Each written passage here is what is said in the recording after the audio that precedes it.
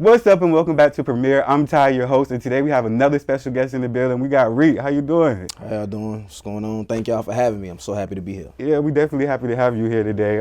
So we definitely gonna get into a lot of things today. You have a new EP that just dropped. Yeah, that homecoming pack. Yeah, I definitely listened to that. And then you had a homecoming performance that just happened. Yeah. And then I seen you just had a talent show. Yeah. So we're gonna get into all of that, and then some of the things that's going on in the music industry. I just want to get your take on some things, kind of pick your brain. Okay. So let's first start off. Like, how did you start rapping? It's crazy how I started rapping because like it was never really my choice. Like, you know how like when you little and your parents will put like a basketball or a football in your hand, right, and that's just kind of your path. They kind of did that to me, but with a pen. So like I just always grew up writing, and then when I was like 5, 6, 7, my mama used to actually write my raps for me. Oh. Yeah, like she was like the ghostwriter. I mean, right. And then around 9, 10, 11, my sister started writing for me. Wow. And then do you write? I still don't write. I'm playing. I write now. Okay. But yeah, my sister used to write for me, and then from there I just kind of picked the mantle up myself, and it was just dope. I mean, yeah. So I listen to your music. You don't just rap. You actually do some vocals on tracks too. A few. Yeah. A little bit. So do you say you sang a little bit too? Yeah. I mean, I would call it singing. You know, it's not rapping. But nah. You know, I grew up in the choir. You know, I grew up in church. So like I used to be lead singer in the choir, all that. So oh, for real? Yeah. So it just I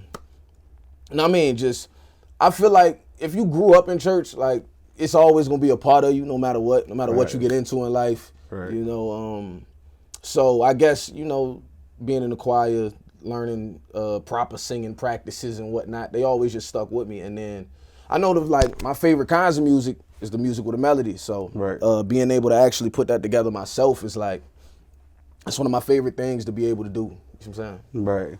So how has like your upbringing, like being in church your whole life, singing in the choir, how has that like had effect on like your now, like the music that you're putting out now? I know like you do the vocals, so you harmonize and stuff like that. Yeah. But in what other aspects? Like I love a good stacked harmony. Oh, I love it. Like but it just be hard when you got to do it yourself because like I'm the only person on all these records, so I gotta sing soprano. Then I gotta come back around, sing alto. Then I gotta come back around, sing tenor. Then I gotta do 3 layers of the soprano. Then I gotta do 3 separate layers of the alto, then 3 of the tenor. So it turns a 3-minute song into taking like an hour and 30 minutes to record actually do, right. Because it's so tedious to have to keep going over it. And then, you know, I'm not the greatest vocalist in the world. I'd be the first to tell you. So it's gonna take me a couple takes to finally get it right.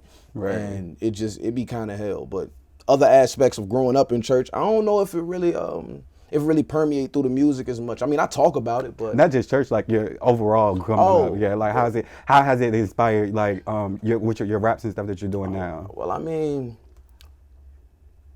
Monday through Saturday was not very church influenced in my life. You know what I mean? You know, I'm from here. I'm from Norfolk, Virginia, so I seen a little bit of everything. And, you know, unfortunately, I found myself involved in a few things that I probably shouldn't have been. Right. But, you know, it just all influenced me to have the ability. And now I'm here, so now I got the ability to see both sides of everything. You know, I can see it from a street perspective, and I can see it from a perspective of somebody just trying to do better. Right. You know what I mean? And it allows me to, you know, basically have 2 minds about everything and be able to sometimes combine them into, like, this one perspective that sounds so matter-of-fact. But in reality, it's like teetering the line of like good and evil. It's perfect balance. Yeah, absolutely. That's a perfect way to put it, bro. Yeah, definitely. So I've listened to your music, and like you give me like a Drake vibe or something like that. Is that an insult? It's not an insult. It's not an insult. I hate being. You hate that reference? I hate comparisons, man. But I've been getting compared to Drake since I was like 15, man. Because I've been my favorite rapper for like ever, man. Yeah. Who else in the game has inspired you and the way your flow is? Tory Lanez. Tory Lanez. Am I gonna get in trouble for saying that? I don't know. Are you? Nah, I'm a fan despite the poor decisions that may have been made. We don't know. We gotta say may. Yeah. You know, I try to stay neutral, but right. You hot, boy. But I'm pretty much influenced by I really can't pinpoint exactly a specific person. It's really like just music as a whole. How about this? Dream collab. Who would that be for you? It depends on what kind of song I'm making. Like, But right everybody now, got one person that like, if I could work with this man or this woman, then that's the end all. probably Lauryn Hill. Lauryn Hill? Oh, so you like the soul vibe. I love it. I love it, man. I love it. Well, I can see that you growing up in church. Yeah, you know, it's always gonna touch me in a certain way. You know, I grew up around music. My mama used to bump the Miseducation of Lauryn Hill every day. Facts. I mean, so it's just certain music that no matter how music evolves, I'm still always gonna have my roots here. You see what I'm saying? Yeah, and that's like appreciated to see that you can appreciate some of the old music. A lot of the artists that's coming up now, they forget about the roots and how this all started, and just look up to the people that's coming up now, like Lil Uzi and all them, and think they founded all of this, and it's like, But at nah. the same time, I hate them people that sound like they still stuck in the past. Like we was talking about with balance before. Like, Right. it's a perfect balance you gotta find. Like the roots is here, but at the same time, this song doesn't sound like it came out in 1994. Right. Because at the end of the day, you know, we making music for people to live to. Right. And we not living the same way that we was back then, so it don't make sense for the music to sound the same way. You see what I'm saying? It's about evolution, but you still gotta have your feet planted in something that's genuine. Lost respect for the niggas that watched me when I was growing up, cause I grew up and realized they wasn't grown enough. Big dogs turn into small fries, loosen they shoestrings, unravel they mob ties. I am everything that niggas thought was impossible. Gotta burn bridges to keep niggas from crossing you. Catch him at the light, hop out and let the carbon shoot. Had a ratchet leaning in your car like a prostitute. I can't take my time with it. Swag say the word and I shoot like shine with it. Stick on me like I went blind with it. Get crossed out like a railroad sign with it. Speaking of that, I'm curious, what is your creative process like? Like when you about to write a song or go in the studio and record, what does that look like for you?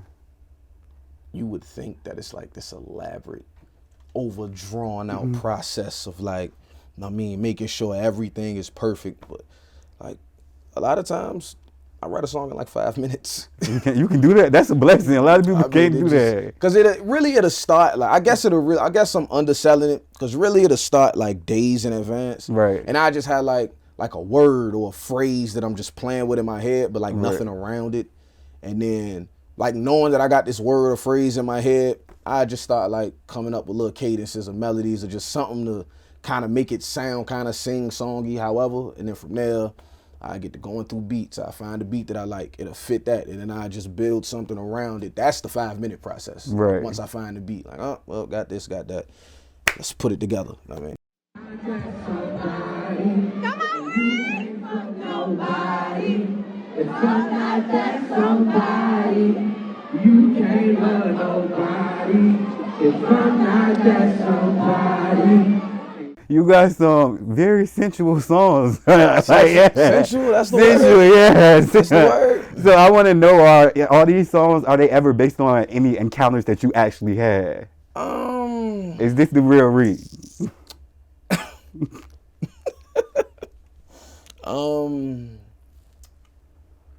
You know, I feel like I'm like everybody else in the world. I like to have a good time. You know, I like company. You know,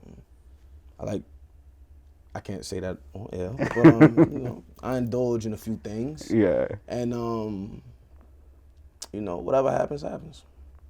Okay, so let's get into this mixtape. I see you don't really want to get into that too much, I'm but I get it. I'm gonna dodge it the best I can. Yeah. If I can't, then I just wanted to know, yeah. So let's get into this EP. So what was the process of making this EP like?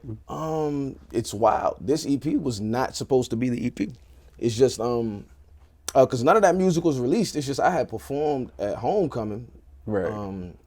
But I had only found out like the day before that I was actually performing at Homecoming. How did you find out about that? I got a phone call, man. Got a phone call.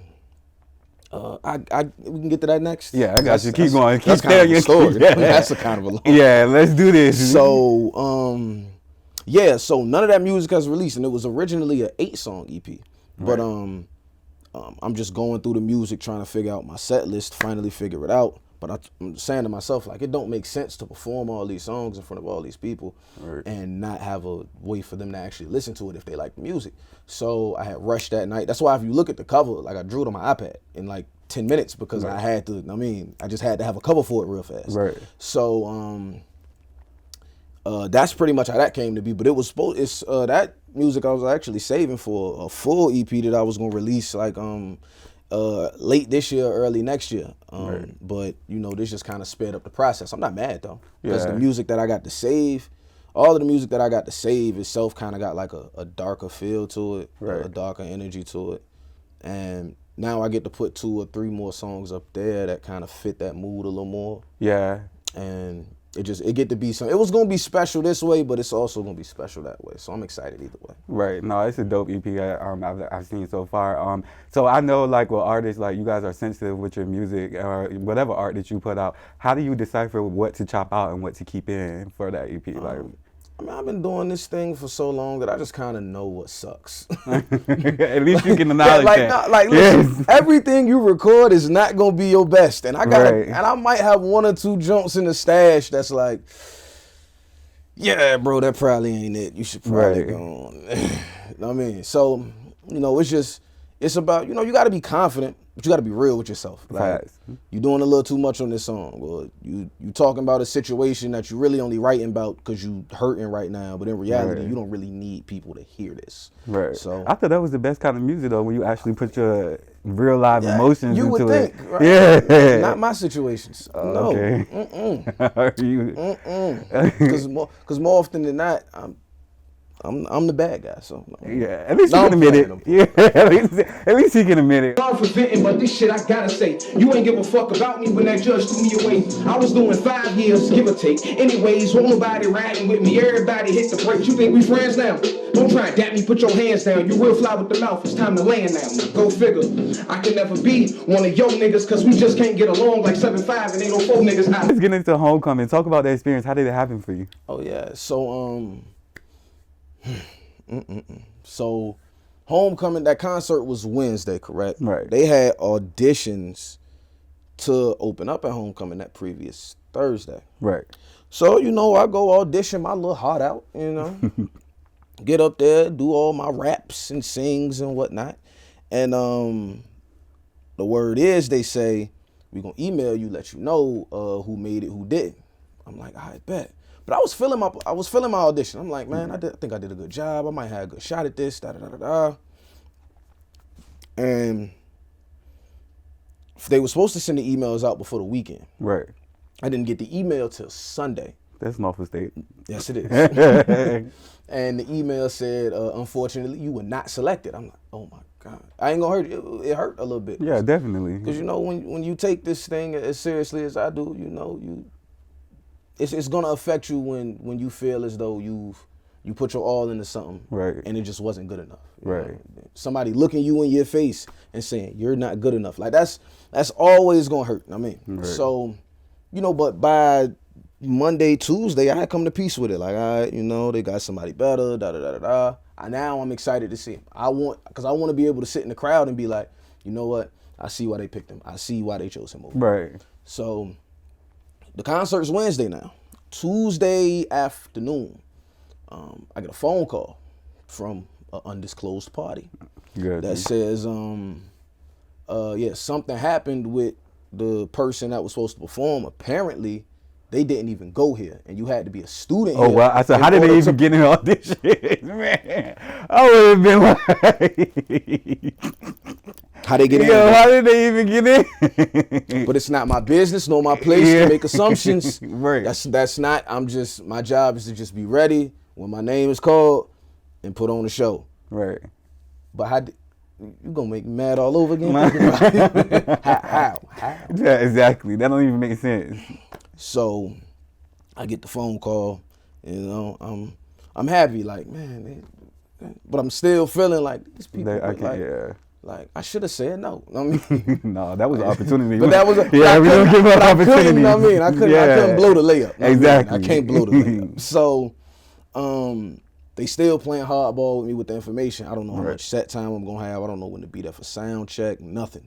So the next day, because now it's Wednesday, it's the day of the concert. Right. The next day, I go to class. My class started out at like 11, and I run home. You know, I stay on campus, but you know, off campus I stay on Chesapeake. Right. I mean in Chesapeake. I said on Chesapeake.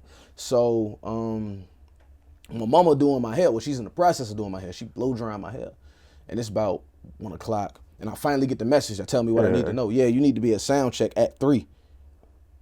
At 3, it's 1:30 now. 20 minutes from campus. Half my head's still wet. Yeah. I don't. But you made it. That's why my hair was just in a bun. Yeah. That's why my hair was in a bun for the show. Like, who would get on stage with just a bun, right? But yeah, that's the only hairstyle I could do in time. I mean, right. So, slide back to campus, get here for the sound check. DJ not even here yet. I'm like, oh shit.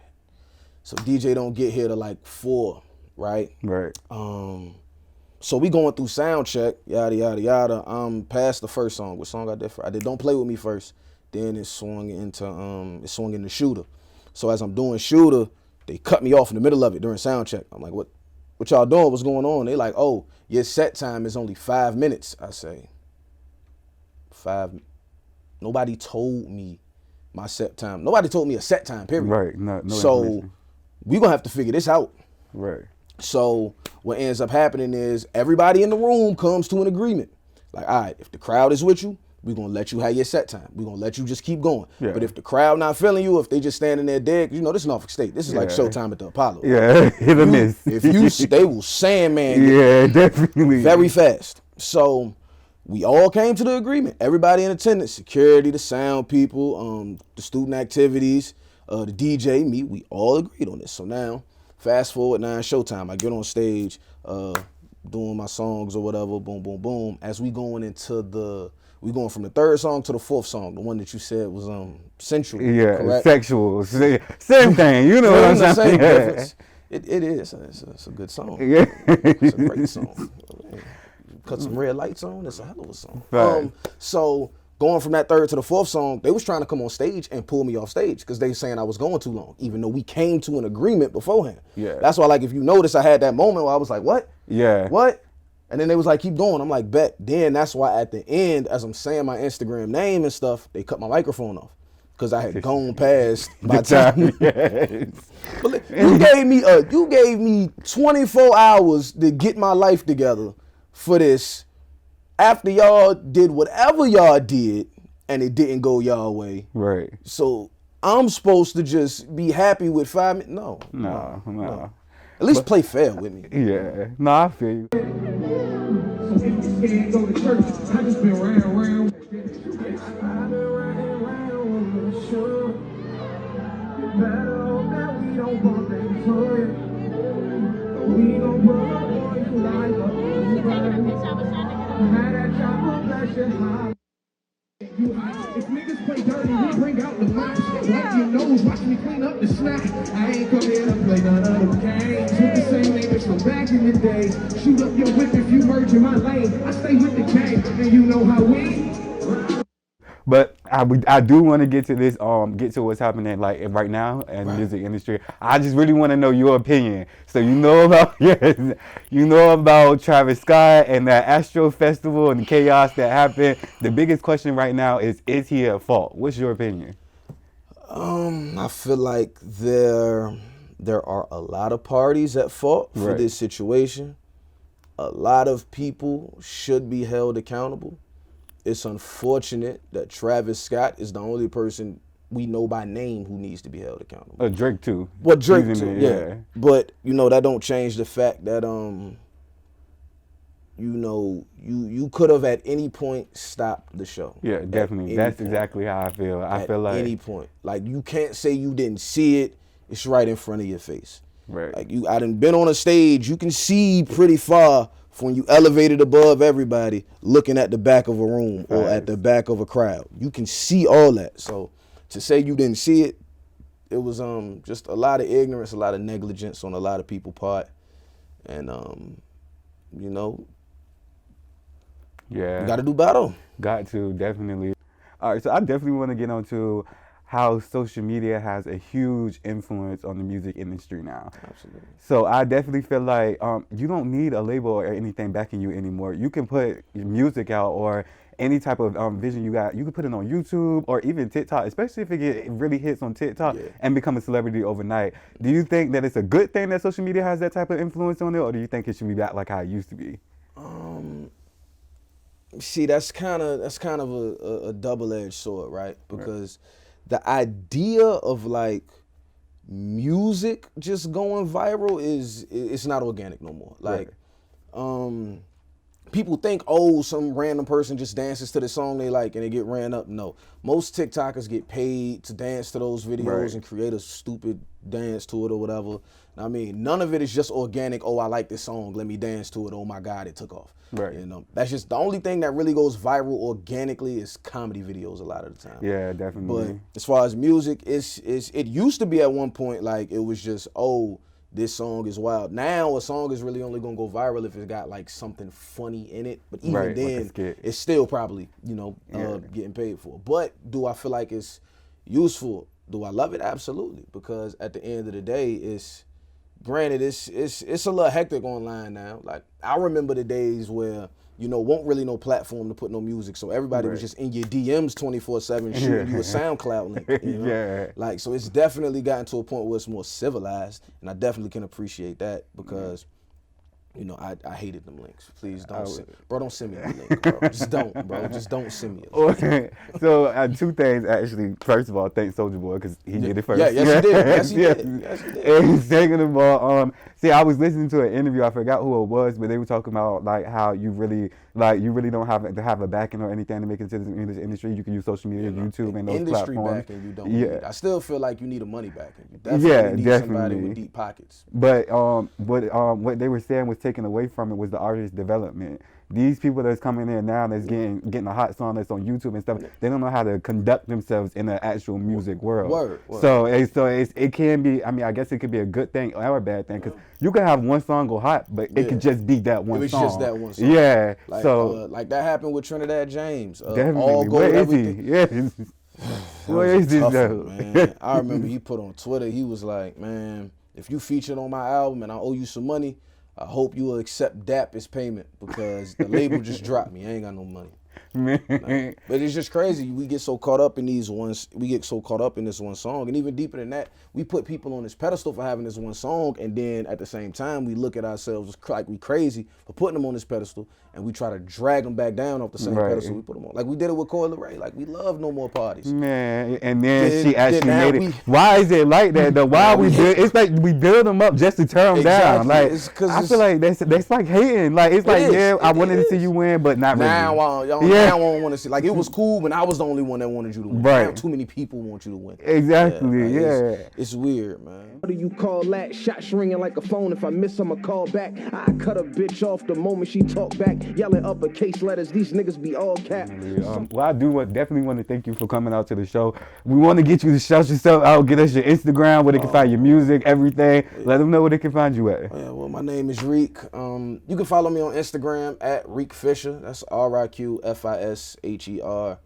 Once you go there, it's a link in my bio to every music link you could possibly think of: Spotify, Apple Music, YouTube Music. What's the title? Right. Whatever else you possibly get your music from, it's a link there.